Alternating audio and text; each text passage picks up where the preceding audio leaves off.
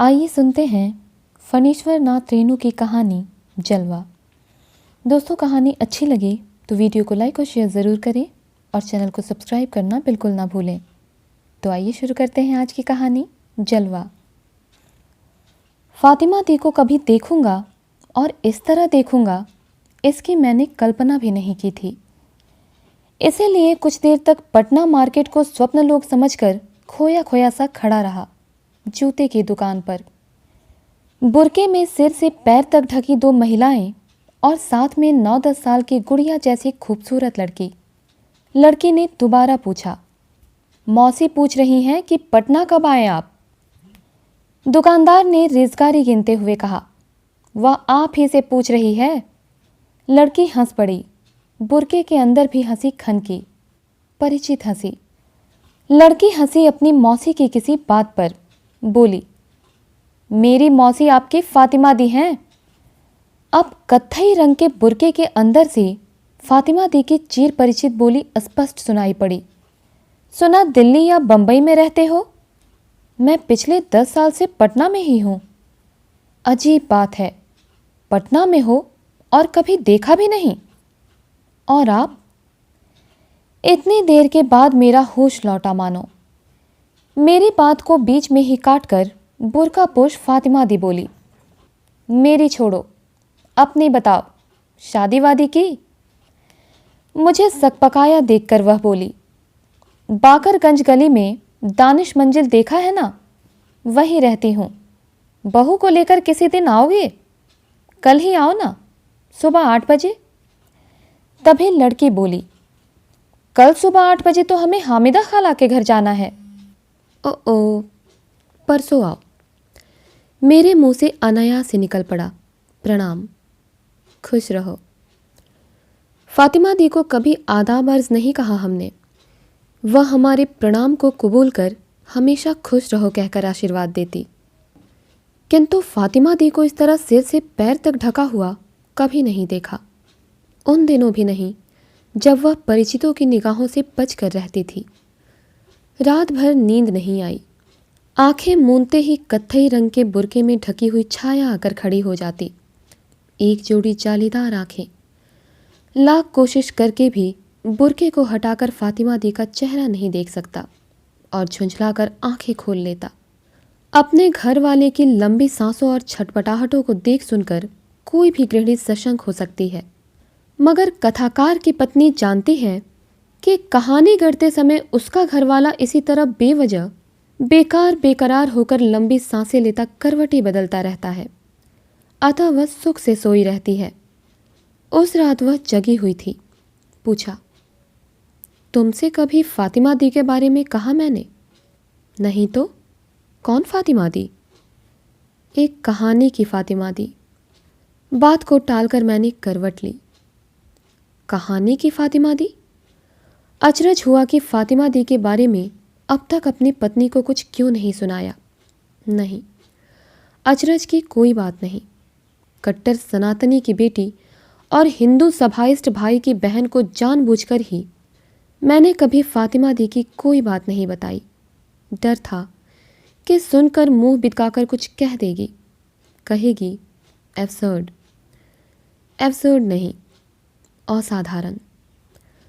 आज से 36 साल पहले भी लोगों ने कहा था एबनॉर्मल, अधपगली।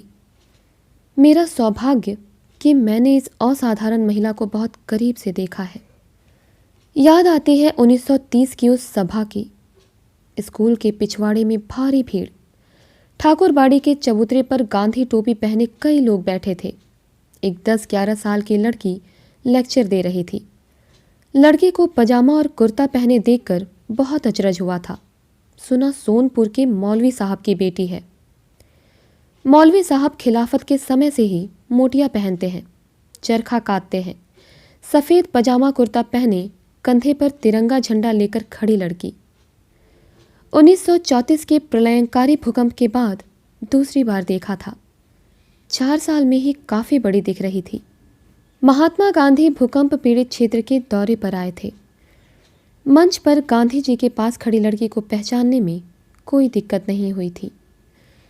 प्रार्थना सभा में कुरान शरीफ की आयतों का सस्वर पाठ करती हुई मौलवी साहब की बेटी हाल ही में 2 साल की सजा काटकर जेल से निकली है। कहते हैं गिरफ्तारी के समय पुलिस के डंडे से बुरी तरह घायल हो गई थी। 1937 में तीसरी बार निकट से देखने का पहला अवसर मिला। स्कूल के मैदान में जिला राजनैतिक सम्मेलन का आयोजन किया गया था। कांग्रेसी मिनिस्ट्री के दिन थे, इसीलिए स्कूल में ही प्रतिनिधियों के ठहरने की व्यवस्था की गई थी और स्कूल के बालचर कांग्रेस सेवा दल के स्वयं सेवकों के साथ मिलकर काम कर रहे थे। सेवा दल के जीओसी मौलवी साहब की बेटी को पहली बार फातिमा दी कहकर पुकारा था। उस सभा में प्रोफेसर अजीमाबादी की तकरीर के समय मुस्लिम लीगियों ने गड़बड़ी मचाने की कोशिश की।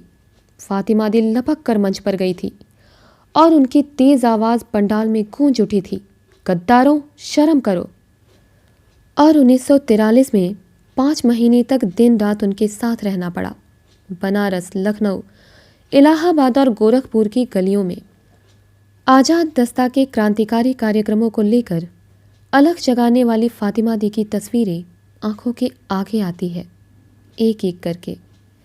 गिरफ्तारी के समय पुलिस सार्जेंट की भद्दी गालियों का जवाब देते समय उनके चेहरे पर जो बिजली कौंधी थी और 1947 में हिंदू मुस्लिम दंगे के समय उपद्रवियों से जूझते समय उनके मुखमंडल पर जो आभा छाई रहती थी, सबको इस कत्थई रंग के बुर्के ने कैसे ढक दिया?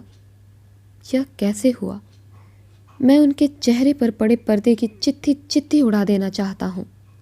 मैं फातिमा दी की सूरत देखना चाहता हूँ और वह चीख कर अपनी दोनों हथेलियों से अपना मुंह ढक लेती है। नहीं नहीं ओजू, अजीत मेरा चेहरा मत देखो। सपना टूटने के बाद बहुत देर तक मैं चुपचाप पड़ा रहा। ऑल इंडिया रेडियो का सिग्नेचर ट्यून शुरू हुआ। हठात मन में एक ख्याल आया, आकाशवाणी के सिग्नेचर ट्यून को बदलने के लिए अब तक कोई गामा क्यों नहीं हुआ? यह तो शुद्ध आजान का सुर है। फाइलिन पर चढ़ती उतरती नमाज की पुकार। ददानिश मंजिल की सीढ़ियों पर चढ़ते समय मुझे लगा कि इस पुरानी इमारत की हर ईंट मुझे ताज्जुब भरी निगाहों से देख रही है। किससे मिलना है? फातिमा दी से। किससे? फातिमा दी से। सवाल पूछने वाला अचरज से बुत बना खड़ा रहता है, फिर बुदबुदाता है, फातिमा दी। तभी गुड़िया जैसे खूबसूरत लड़की हंसती हुई आती है और सलाम करती हुई कहती है, मौसी पूछती है कि बहू को क्यों नहीं ले आए। मैं समझ गया, फातिमा दी आज भी मेरे सामने नहीं आएंगी। आज भी इसी लड़की को बीच में रख कर बातें चलाएंगी। उधर कई कमरों के दरवाजे जोर से बंद हुए। मध्यम आवाज में बजते हुए रेडियो अचानक चुप हो गए। हवा में फिसफिसाहट और सरगोशियाँ। सुना है अफसाने लिखते हो? चेक के आड़ से सवाल पूछा गया। फर्श पर बिछी फटी दरी की ओर देखते हुए मैंने जवाब दिया, जी हाँ। झूठ बोलने की आदत को आप पेशा। खिलखिलाहट सुनकर दानिश मंजिल की कई खिड़कियां चरमरा कर खुली। भुने हुए प्याज की गंध से कमरा भारी हो गया और इसी गंध ने मेरे दिमाग में हाल की घटना की यादें जगा दी। एनसीसी के कैंप के बावर्ची खाने में जहर कातिल के शीशी के साथ पकड़े गए उस मुसलमान नौजवान का नाम क्या था? गुड़िया जैसे लड़की का नाम नगमा है। वह एक प्याली चाय ले आई। मैं झूठ बोलना चाहता था मगर बोल नहीं सका। चाय की प्याली हाथ में लेकर मैंने पूछा, तो फातिमा दी, आप इतने दिन से, मेरा मतलब आप न जाने कहाँ खो गई? जवाब मिला, बहू को लेकर कब आ रहे हो? मैं आंखें मूंदकर चाय पी गया। मैं समझ गया फातिमा दी मेरे सवाल का जवाब नहीं देना चाहती। अब मुझे थोड़ा संदेह भी होने लगा। यह खातून हमारी फातिमा दी नहीं, कोई और है। मैं कुर्सी छोड़कर उठा ही था कि नगमा तस्तरी में पान ले आई। इस बार साफ झूठ बोल गया, मैं पान नहीं खाता। चलते समय मैंने हिम्मत बांधकर कह ही दिया, माफ़ करें, मुझे लगता है आप हमारी वह फातिमा दी नहीं हैं। तुमने ठीक समझा है अजीज़। अजीज़? मैं फिर चौंका। याद आई, फातिमा दी मुझे अजीत नहीं अजीज़ कहा करती थी। मैं खामोश खड़ा रहा और चिलमन के उस पार फिर एक खुली खिलखिलाहट खनक उठी। दानिश मंजिल की सीढ़ियों से उतरते समय मुझे लगा इस पुरानी इमारत की हर ईंट मुझे नफरत भरी निगाहों से देख रही है। मैं उस नौजवान का नाम याद करने की कोशिश करने लगा जिसने 1000 कैडेट के भोजन में जहर मिला दिया था। अमजदिया होटल के सामने दीवार पर एक उर्दू पोस्टर चिपकाया जा रहा है। मोटे मोटे अक्षरों में लिखा हुआ है, नेशनलिस्ट मुस्लिम कन्वेंशन मुर्दाबाद, गद्दारों से होशियार। उस नफरत आमेज पोस्टर को पढ़कर एक मौलाना तैश में बड़बड़ाने लगा, इन नद्दाफ के बच्चों ने रुई धुनना छोड़कर अब कौम को धुनना शुरू कर दिया। इन्हें सबक सिखाना होगा, नेशनलिस्ट के बच्चे। मुझे मितली आने लगी। रिक्शा पर बैठकर मैंने अपनी नाड़ी पर उंगली रखी। दिल जोर जोर से धड़कने लगा। पसीने से देह तरबतर हो गई। चाय के स्वाद में थोड़ी तुरशी थी ना। दाहिनी ओर जनरल हॉस्पिटल है और बाईं ओर पुलिस चौकी। सोचने लगा पहले किधर जाना ठीक होगा, किंतु रिक्शे वाले ने पूछा तो जवाब दिया, राजेंद्र नगर ले चलो। एक कहानी गोष्ठी में नई कहानी, आज की कहानी, आने वाले कल की कहानी पर लगातार 4 घंटों तक चुपचाप वाद विवाद सुनने के बाद सीधे घर लौटने की हिम्मत नहीं हुई। ऐसी हालत में गंगा के किनारे अथवा किसी बार में बैठकर ही अपने को ढूंढना पड़ता है। लेकिन रिक्शे वाले ने पूछा तो जवाब दिया, राजेंद्र नगर चलो। गोल मार्केट के पास पहुंचकर हमेशा की तरह अपने फ्लैट और कमरे को दूर से ही देखा। अपने कमरे में रोशनी देखकर माथा ठनका। अब कहाँ जाएंगे? दिल को कड़ा किया, कोई भी हो माफ़ी मांग लूँगा, कोई बहाना बनाकर विदा कर दूँगा। सीढ़ियों पर चढ़ते चढ़ते मैंने सारी दुनिया की परेशानी ओढ़ ली। दुनिया से बेजार एक आदमी का मुखौटा चेहरे पर लगाकर दरवाज़ा खटखटाया, किंतु दरवाज़ा खुला तो देखा कि पत्नी के मुखमंडल पर खुशी की लाली बिखरी हुई है। मेरी लटकी हुई सूरत पर उसकी नज़र ही नहीं पड़ी। हुलसती हुई बोली, कहो तो कौन आए हैं? मुझे अवाक होने का मौका ही नहीं मिला। हंसती मुस्कुराती नगमा ने आकर सलाम किया। पत्नी बोली, ओहो 3 घंटे से हम हंस रहे हैं, तुम कहाँ थे? और तुम भी खूब हो, कभी बताया नहीं। क्या नहीं बताया? मैंने पूछा। यही कि तुम हिंदू नहीं मुसलमान हो। मेरे कमरे से आवाज़ आई। देखा फातिमा दी सारे फ्लैट को रोशन करके बैठी है। बुर्का फर्श पर पड़ा हुआ है। बुर्का नहीं, चिट्ठी और चिथड़े। यह कैसे हुआ? किसने? पत्नी बोली, और कौन? तुम्हारी दुलारी बेटी नौमी। जब तक बुर्का नहीं उतारा भौंकती रही, और जब बुर्का उतार कर रखा तो दांत से नोच नोच कर छुट्टी कर दिया। वह है कहाँ? देखा तो फातिमा दी की गोदी में आंचल के नीचे दुबक कर बैठी है शैतान। कोई अपराध करने के बाद वह इसी तरह मुंह बनाकर बैठती है, गोदी से उतरती ही नहीं, गुर्राती है। नगमा बोली, 19-20 साल के बाद देखा फातिमा दी जैसी की तैसी है, सिर्फ आंखों के पास कई नई रेखाएं उभर आई हैं। पत्नी की हंसी छलक रही थी रह रहकर। किस्सा सुनाने लगी। नौमी को बांधकर मैंने दरवाज़ा खोला। इन्होंने पूछा, अजीज़ है घर में? मैं बोली, कौन अजीज़? अजीज़ नहीं, अजीत। तो बोली, अरे हाँ हाँ सुना है, उसने अपने नाम का एक हर्फ बदलकर अपने को हिंदू बना लिया है और एक बेचारी हिंदू लड़की से शादी भी कर ली है। मैं तो अवाक। अच्छा तो भाभी जान अब तक मुगालते में है? क्यों अजीज? इस तरह किसी का धर्म बिगाड़ना कुफ नहीं तो और क्या है? लेकिन मान गई तुमको। हो उस्ताद, बुत परस्त बनने के बाद अपना देवता भी चुना तो ऐसे दाढ़ी वाले को। उन्हें श्री राम कृष्ण परमहंस देव की मूर्ति की ओर इस तरह इशारा करते देखकर हम सभी ठठाकर हंस पड़े। हंसी की हिलोरे थमी तो मैंने पूछ ही लिया, अच्छा अब बताइए आप थी कहाँ और कहाँ हैं? कब्र में थी और कब्र में हूँ। पत्नी रसोई घर में चली गई। मुझे लगा अभी यह सवाल पूछना उचित नहीं हुआ। फातिमा दी ने पूछा, तुमने क्या सोचा था? पाकिस्तान चली गई है ना? आपने पॉलिटिक्स क्यों छोड़ दी? यह मुझसे क्यों पूछते हो? अपने उन नवाबजादों से कभी क्यों नहीं पूछा जो रातों रात देशभगत बनकर कांग्रेस के खेमे में दाखिल हो गए, बगल में छुरी दबाकर? अपने नेताओं से क्यों नहीं जवाब तलब करते? कल तक गांधी जवाहर पटेल को सरेआम गालियां देने वाले और कौमी झंडे को जलाने वाले फिरका परस्त लीगियों की इज्जत अफजाई की गई और मुल्क के लिए मरने मिटने वालों को दूध की मक्खियों की तरह निकाल फेंका। तुम खुद अपने से यह सवाल क्यों नहीं पूछते? फातिमा दी का चेहरा लाल हो गया। मुझे खुशी हुई। मैंने टोका, लेकिन आपका इस तरह खामोश हो जाना। खामोश? लगा सिंहनी तड़फ उठी। इन जालिमों ने मुझ पर क्या क्या कहर ढाए, क्या यह तुम्हें मालूम नहीं?